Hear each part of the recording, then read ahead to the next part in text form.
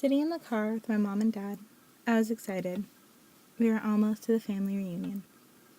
I could see the house as we rounded the corner. I jumped out of the car and ran inside.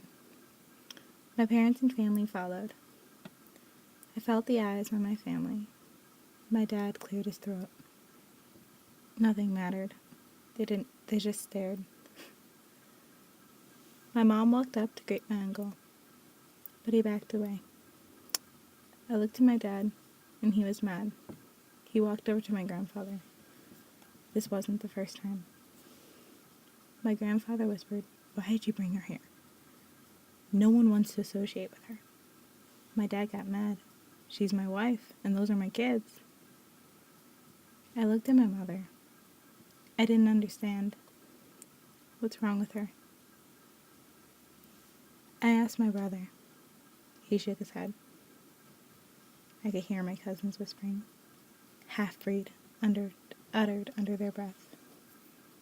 I was confused. I looked back at my brother. He had heard it too. He was mad.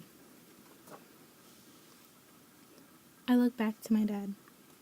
He was gesturing and talking quickly.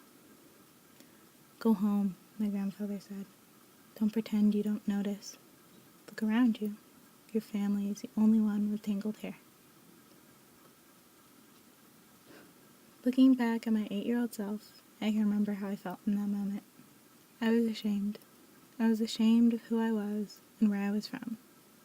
I felt like I wasn't good enough for my own family.